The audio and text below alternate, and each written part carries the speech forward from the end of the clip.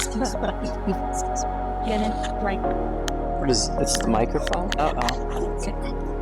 Oh dear. Yeah.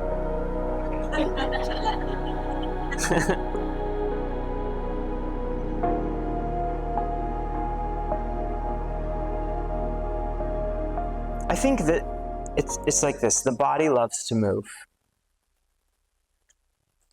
Like if you want to really feel terrible, stop moving. Just stay home, you know?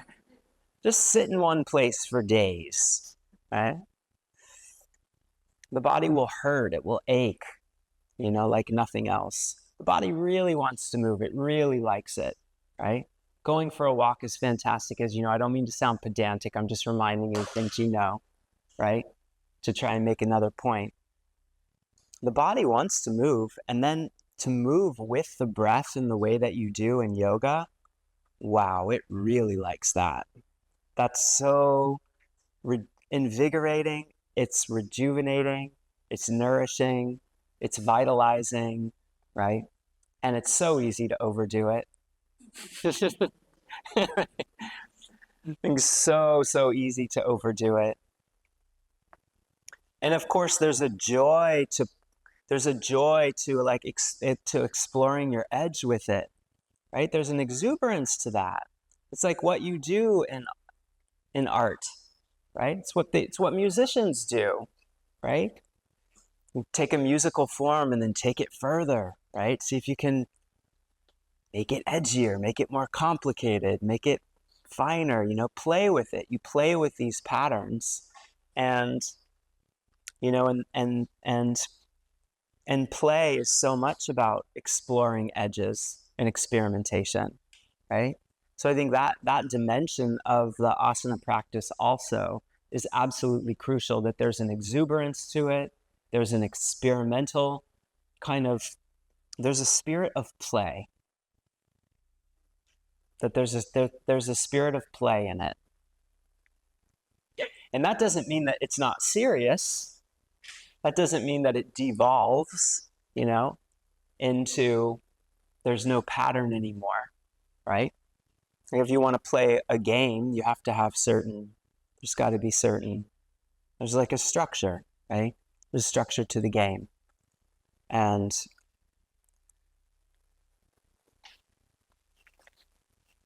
it sort of sets the limits of the form. And then you try to find a certain spontaneity within that. Maybe we can come back to that point. You try to find a spirit of play within that. And so sometimes you're gonna, in exploring the edge, sometimes you're gonna go a little too far, and that's just part of it. And there's nothing wrong with it. It doesn't mean that you made a misstep. It's just like that. And then the next day you're like, ooh, I can't do that again today. You know, maybe next week, you know. I mean, I have plenty of things in yoga that I like to try, but I know I can only try it once or twice a week. And that's, you know, otherwise it's too much, you know, you don't believe. Oh, of course. You know, but by and large, I mean, this is what I'm trying to say. If you're struggling with feelings of, if you're struggling with some kind of visceral resistance to practicing, then I'm guessing that the practice that you're doing is not inviting it, welcoming enough. Like your body doesn't like it somehow. Maybe it's because of the way you're doing it. Maybe it's a technique thing. Maybe you're holding yourself to too high a standard. Maybe it's just too much energetically. You know, they're all kind of, like it's just, and of course these practices, you know, Ashtanga Vinyasa, perhaps Black Lotus, it's a lot. You know, it's so much. So, and then if you have it in your head that there's a certain way that you're supposed to do it, and there's a certain amount of asanas that you're supposed to practice every single day, and you're holding yourself to that, that gets exhausting, right? And then you encounter resistance for good reason, you know? The body's like, hey, I don't have to conform to these outside standards, right?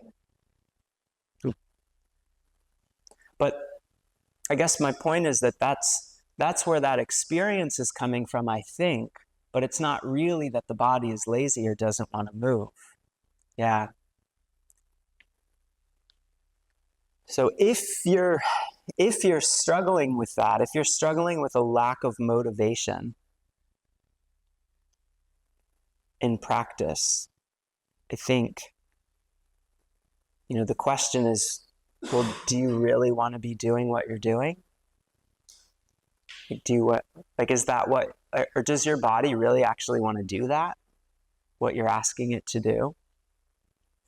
Because I'm sure that there's something that it wants to do every day that's very dynamic, very vibrant, very fluid, very flowing, very aesthetic, very beautiful, something that will make you feel nourished from the inside and will make you feel inspired and will make you feel like you can face your life with more energy and with a wider open heart, And that's what's essential, yeah?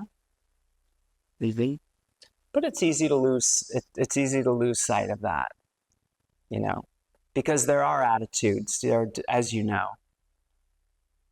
There are other attitudes about this, especially in Ashtanga, that are different, that have more to do with discipline. I saw one of my esteemed colleagues yesterday or something going on about putting in all the hard work, how that was the important thing. That's what it was really about. And I thought, ooh, that sounds exhausting, Like, don't you have enough trouble as it is in other aspects of life? Does this have to be a problem also? Right? Something that you're never measuring up, and you need someone to stand behind you and crack the whip to get you to conform. There's maybe I said enough. Maybe I said it. You need that, like in high school, maybe. Right? A good gym coach, right? Maybe, or maybe it's a terrible experience and you never needed it, But arguably, that could be a good thing at a certain phase in your developmental life. But by the time you're old enough to buy your own plane ticket and fly off to a yoga retreat, it's probably, taking a different approach is probably better, And I just say, I'm not advocating a softer approach, not at all, just a more receptive one. Because if you're just more receptive, then you'll be able to tap into what the body really wants to do. And when you do that, then it's really vibrant, right? Because then your energy is flowing. Then it's like the body's saying, yeah, let's do this. And then it can really come alive for you. Mm-hmm. And sometimes it's simple shifts, right? That can make all of the difference. But to just find what those things are, rather than holding yourself to the external standard unforgivingly, right? Because that's no way of relating to yourself, you'll find eventually, and hopefully you can see the truth of it before reality really hands it to you and its attempts to teach you that lesson. Because as you know, there are certain things that you just have to learn about how to relate to yourself.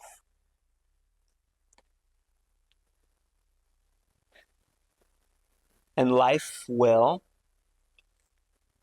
being such a generous but stern teacher, keep arranging the circumstances for that lesson for you to receive that lesson, and the more time passes and the more stubborn you are, the more severe the lesson will become.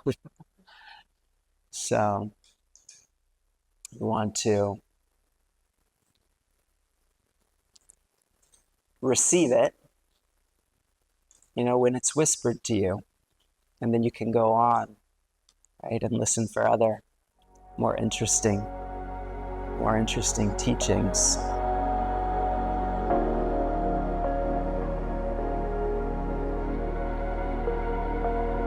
Yeah, I mean, symmetry is hard to come by, and everyone will experience, various asymmetries in the body, and they also come and go. Sometimes one side of the hips is tighter and then it migrates over to the other side, maybe one brief moment somewhere in the middle where there was balance, but you were asleep, so you didn't realize it. But, so, and when you have those kinds of asymmetries, I mean, if they're quite severe,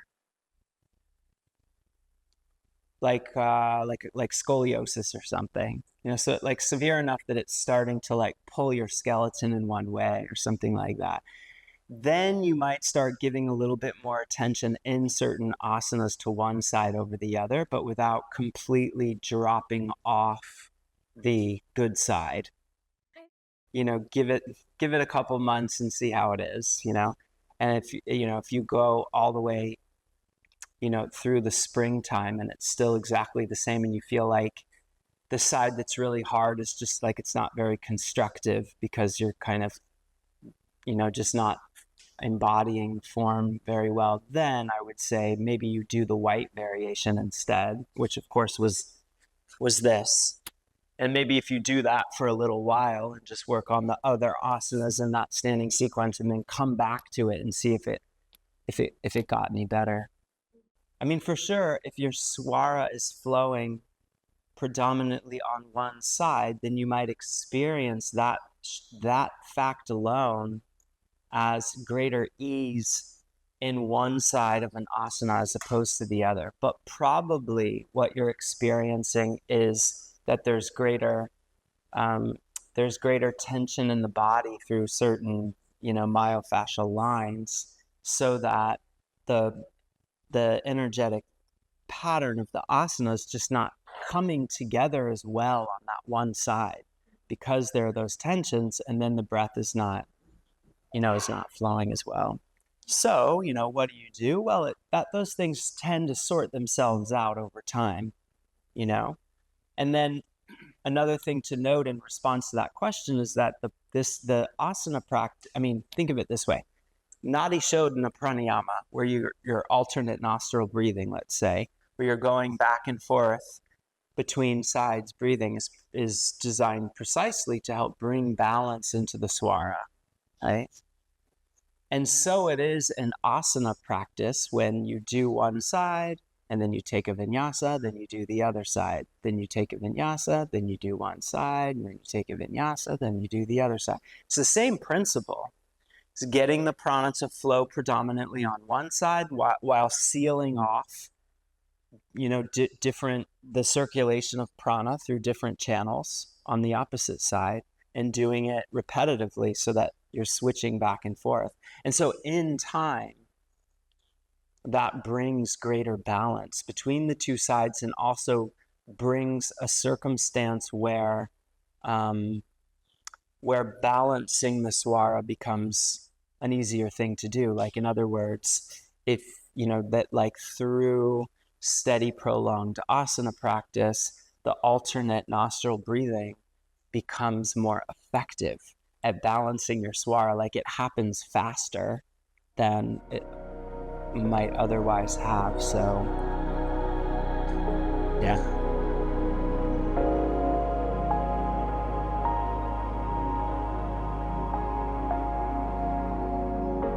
One of the things that he needs to come to see in order to escape from this kind of narrow, cramped space of limited consciousness is that,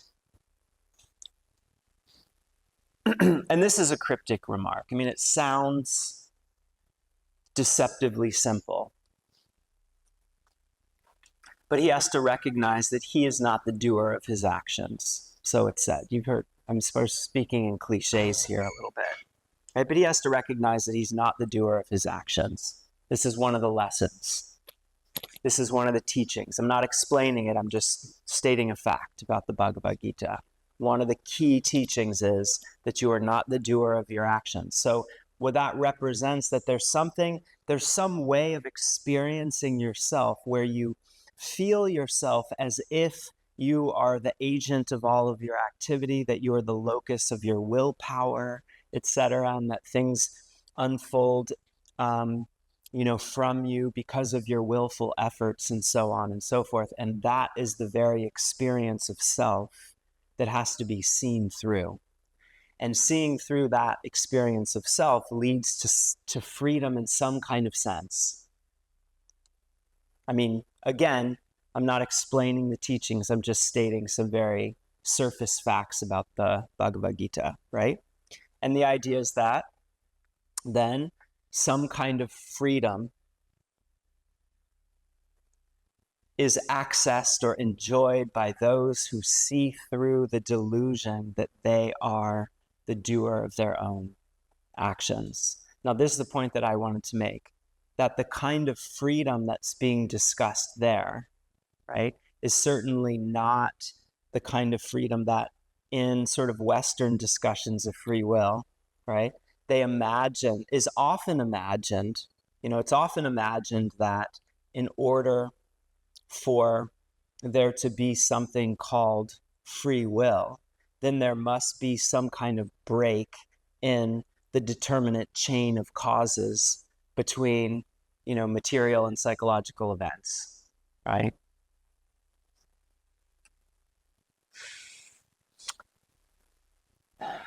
So there must be something that acts independently, let's say, of those causes, right? But then you have in most in most Eastern philosophy, certainly in Buddhism and its sort of doctrine of the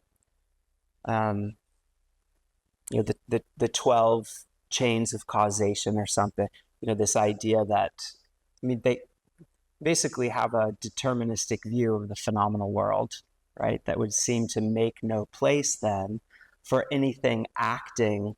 And that doctrine, by the way, is essential to Mahayana Buddhism, that kind of deterministic view, would seem to leave no room for the idea that there is something that acts independently of that web of causes, right? And yet there's freedom. And yet, even, from the Mahayana perspective, recognizing that is part of the path to freedom, because recognizing that is part of the path of being able to see through any delusion that you might have by which you identify yourself with the specter of this thing that acts independently of the web of causation, right? So at least there in Mahayana Buddhism, but of course in the West too. Of course, there's like a really well-developed, as you know, a really well-developed discussion going back many, many centuries, if not millennia. Indeed, millennia, going back to the ancient Greeks, about whether or not, there really is anything called free action if we live in a realm of causes. But you see there from that Buddhist case, and it's also true in many schools of yoga, that the kind of freedom that is contemplated and celebrated and taught ultimately is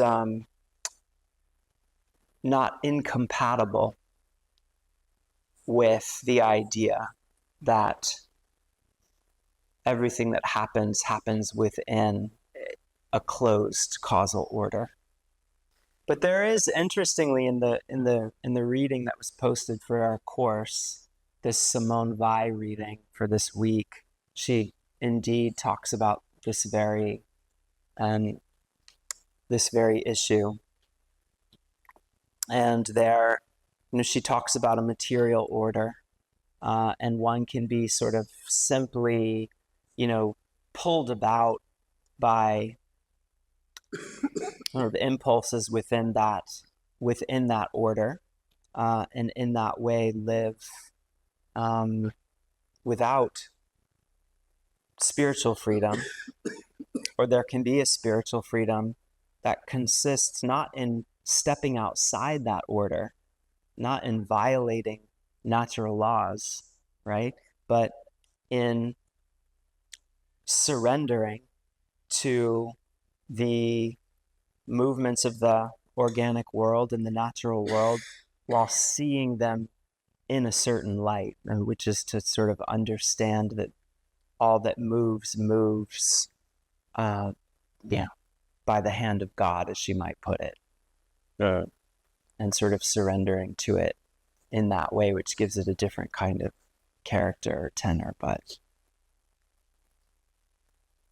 these are surface level answers that I'm giving to this question, but maybe for now that's where we'll leave it.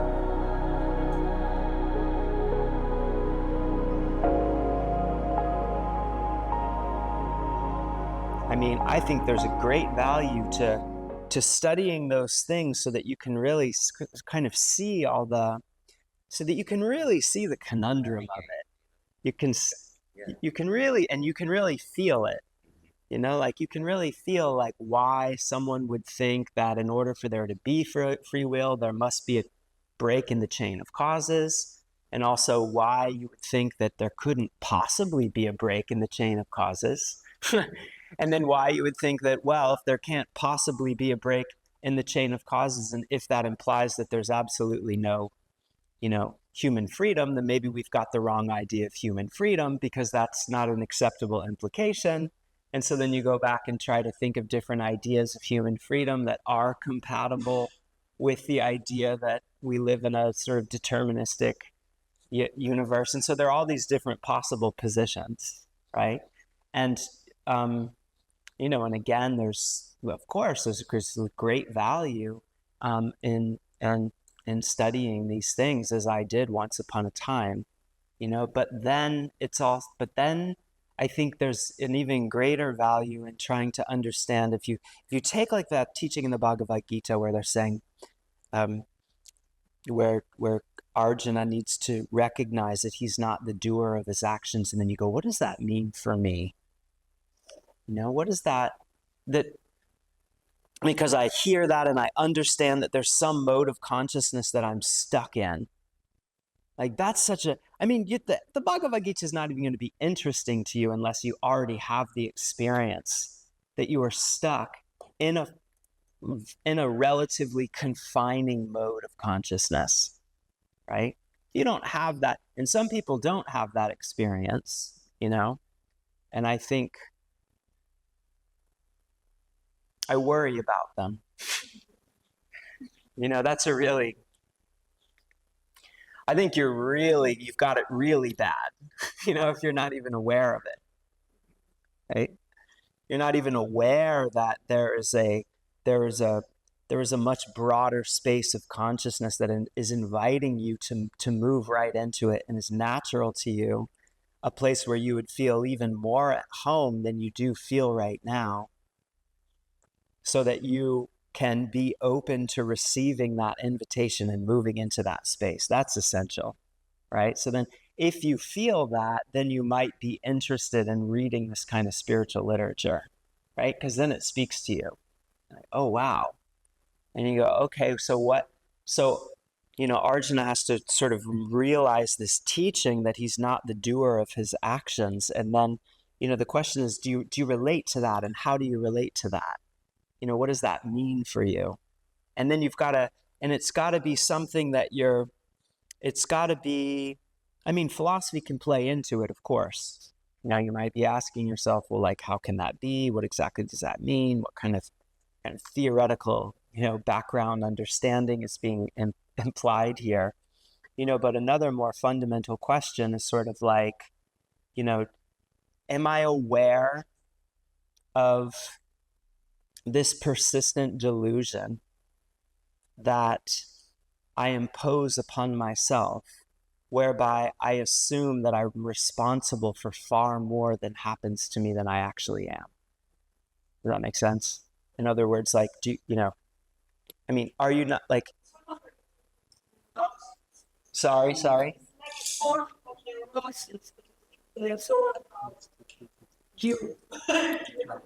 Yeah, that's right.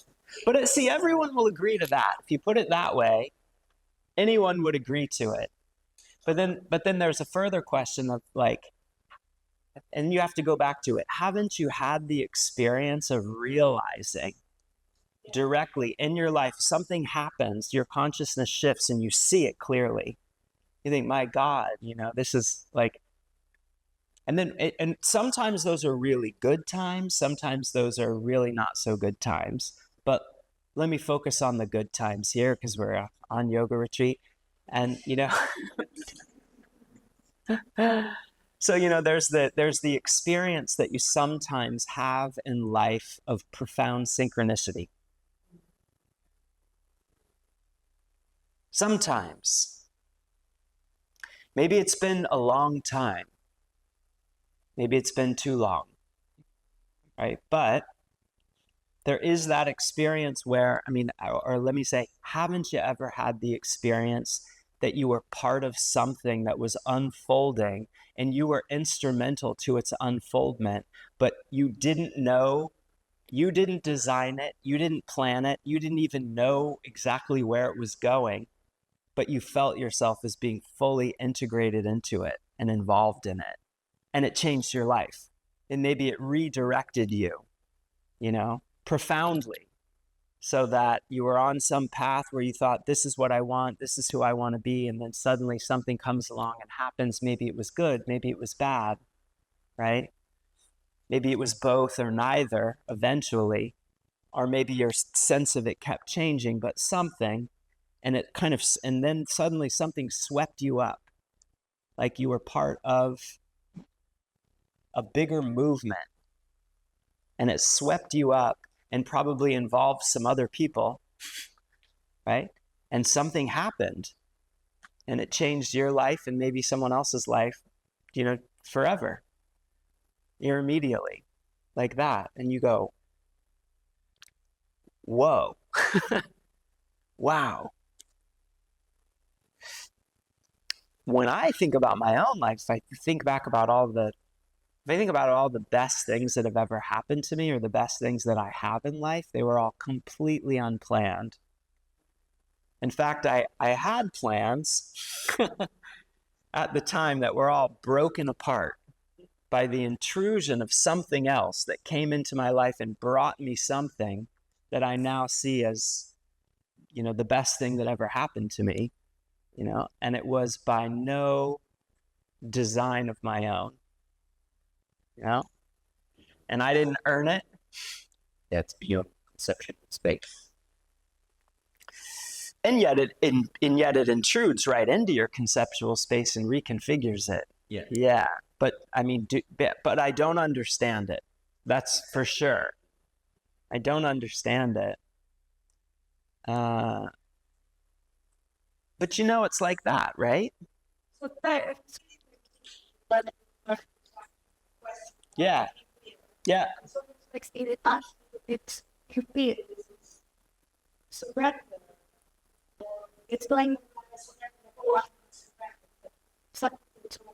Yeah. Something takes over, and maybe you find yourself trusting it enough to just go with it, even though you have no idea what's happening. Like, you don't know where you're going. You don't know what it's all going to lead to, but you trust that this is the next step. Like, this is happening. That this thing is about to happen. I think I'll go along and not resist, like that, right? Which is not even itself. I make it sound like a deliberation, right? But it's more like it happens. You trust it. It moves something in your heart. Now you've got Shrada. You've got trust, and so you're going with it. That's a very visceral thing, Shrada. It's not like I believe in the doctrine. I have faith in that sense. Not like that. It's much more visceral, much more existential, you know? I thought I understood it some years ago. It was like 2020 during the pandemic, and my son was, so Damon was just learning to ride a bicycle. You know, he had only had a Strider bike so far. And, you know, it was like that first summer of lockdowns, you know, and we were staying at my friend's house because, you know, we were traveling around and then suddenly everything locked down. So there we were. So I was staying at my friend's house. She lived by this place where they had this big concrete driveway. It was a church, but it was like down this hill. And to get into their parking lot, you went down this concrete driveway that was like quite long, you know, at least 50 meters, right? And I was like showing him, you know, okay, he was like going on he like just got the pedals, you know, like, oh, and he got the pedals.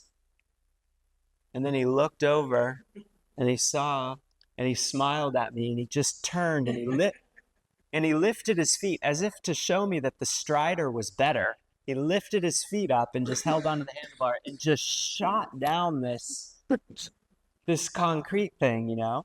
I mean, he's going like 30 miles an hour by the time at the bottom, you know? And I was like, you know, so fast that he went all the way across the parking lot and just slammed into the wall of the church.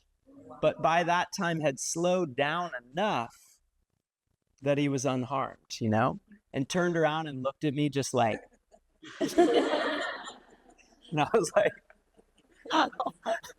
yeah, you know. And so then he came back, you know, he came back up. He just wanted to do it again. And I was thinking, he has no idea what kind of danger he's in. You know, he's never been in any serious accident. Doesn't know what it's like to hit the pavement at 30 miles an hour, you know? But I was like, who am I to tell him? Yeah.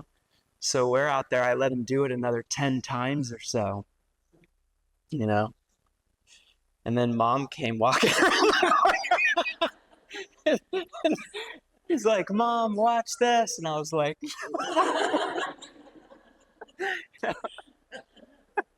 but anyway, you know, but that was Shrada, right? Just like no resistance, no deliberation about like, oh, is this a good idea? Am I gonna get? There was no risk analysis. It was just like, you know, he was all in, and so it was all good.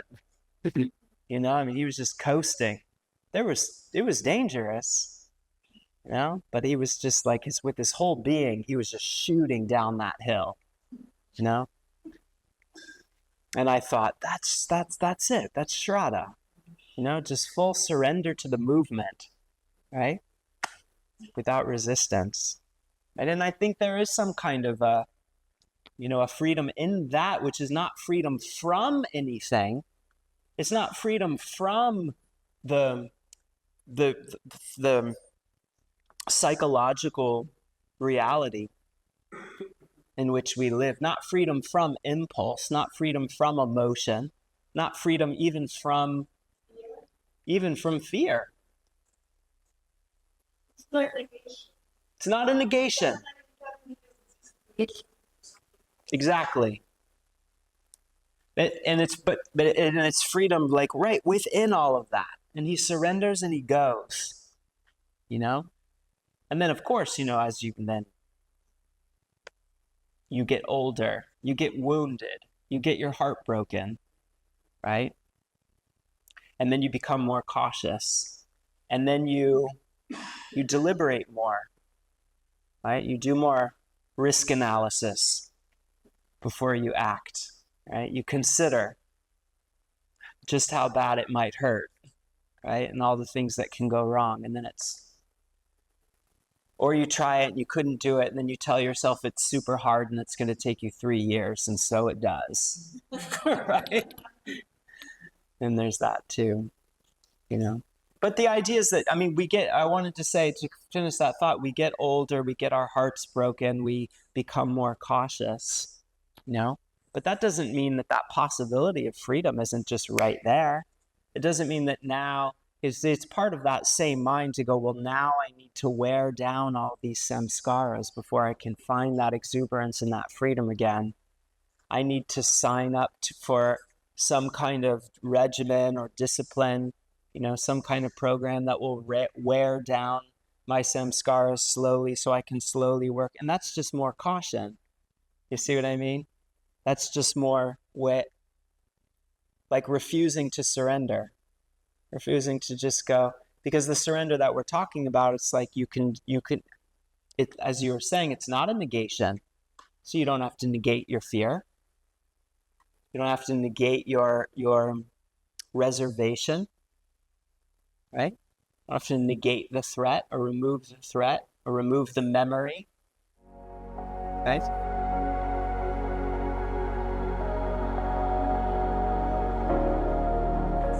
I think if you're a teenager, like mid-teens, like 15, 16 or whatever, then yeah, I mean, I would guess, and I know some examples of people at that age learning ujjayi breathing and maybe some asanas, and that being extremely helpful. Yeah, for sure. I don't know, so first of all, let me just tell you where I'm coming from. I'm just kind of telling you my intuition here. I'm not speaking from,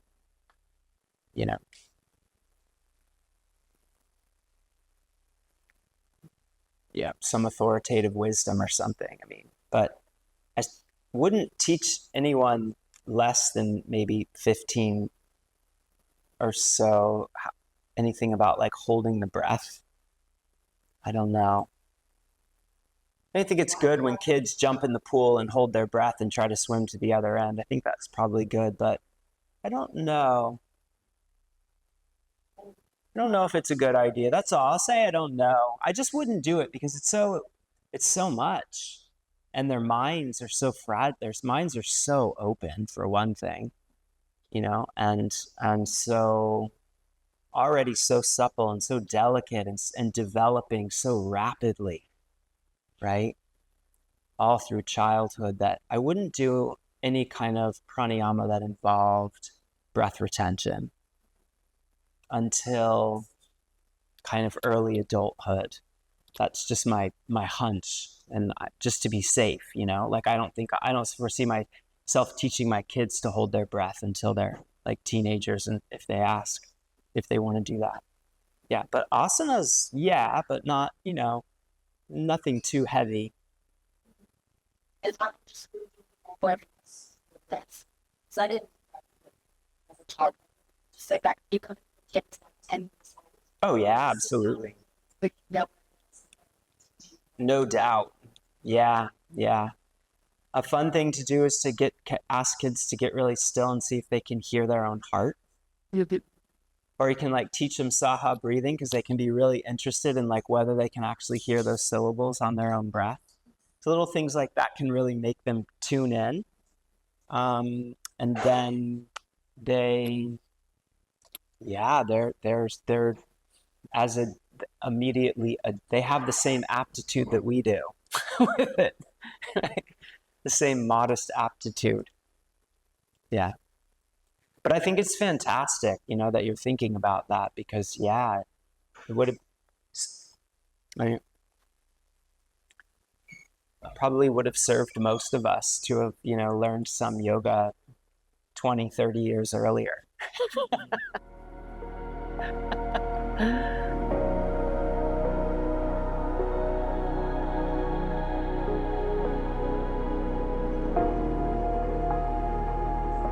Equality of amount.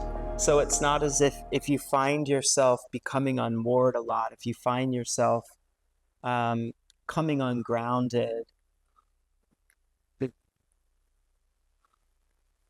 being so receptive to the world that you get, that you sort of lose your center and lose your sense of being rooted somehow, then the solution is not to cultivate apana as if it were something that would help you in abstraction from or separation from prana, but to get the pranic and apanic aspects of your nature to intertwine and to support one another, and that's much more difficult. That's much more subtle. That's much more elusive.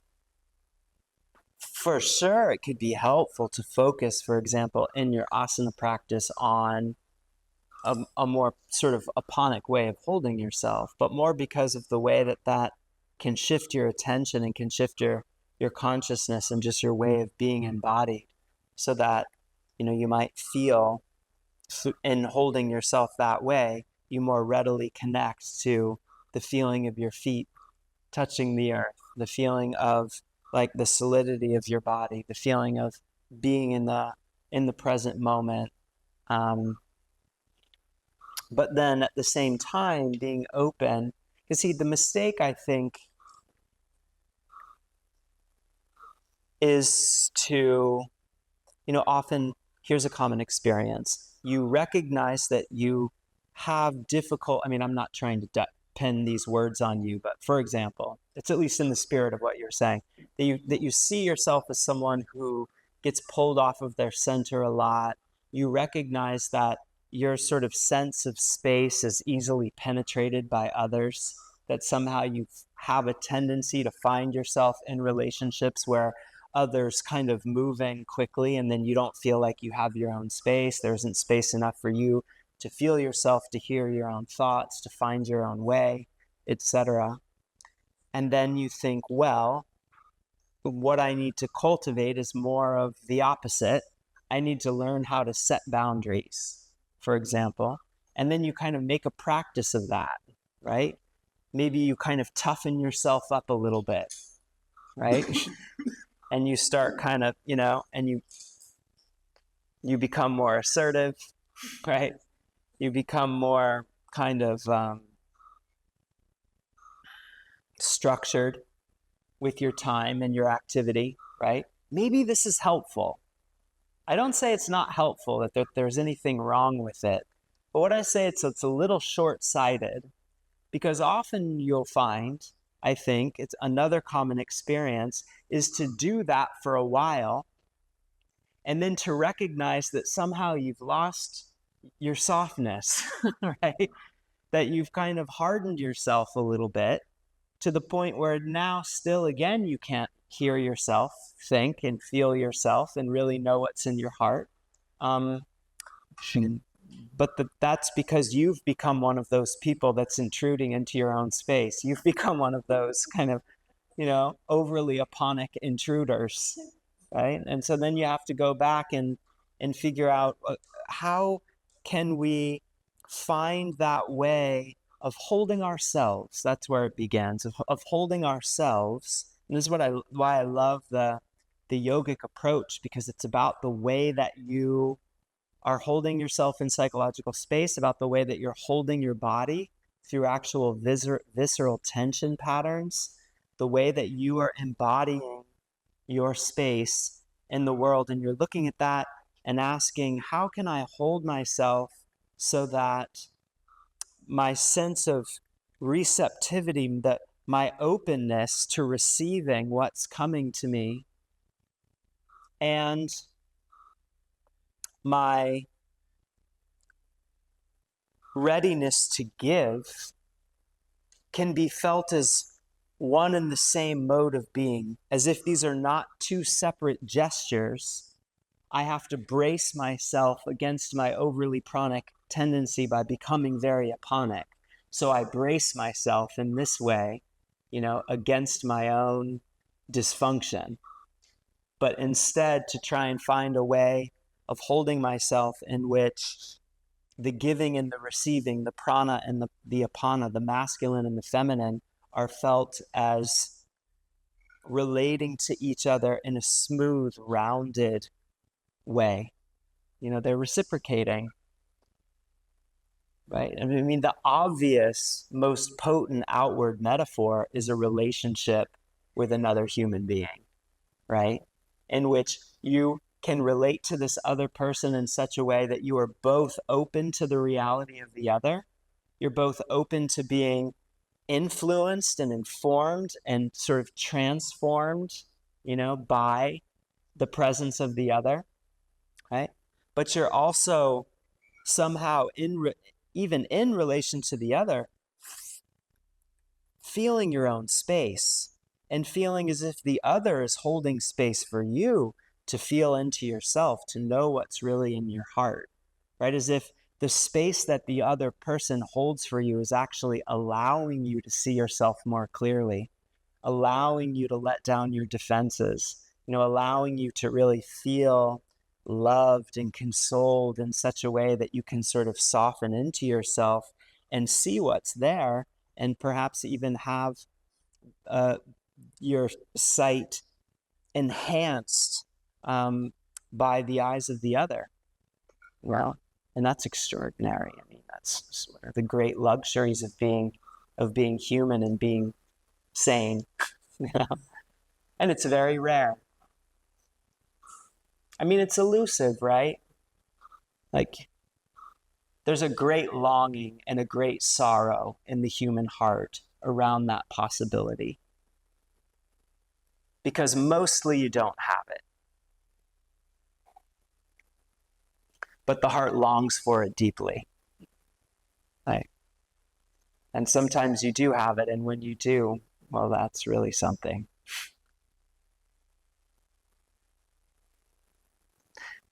And that's the metaphor I'm saying, a sort of outward metaphor for this internal balance of those two elements within yourself, the ones that are open to being transformed and also to giving to others, right?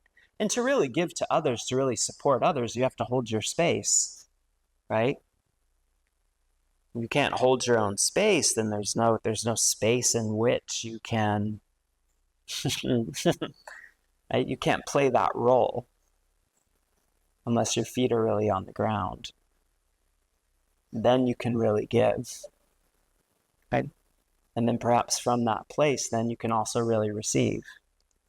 And when those two gestures are continuous, not experienced as separate gestures that you have to make, now I do this, now I do that, then there's real generosity.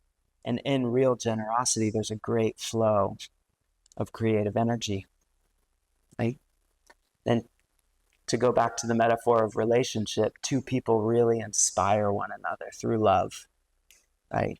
They're inspired, and they're creative in the way that they relate to each other, and they create that dimension of their lives that they spend together. They create that dimension more vibrantly, right? Beautiful thing.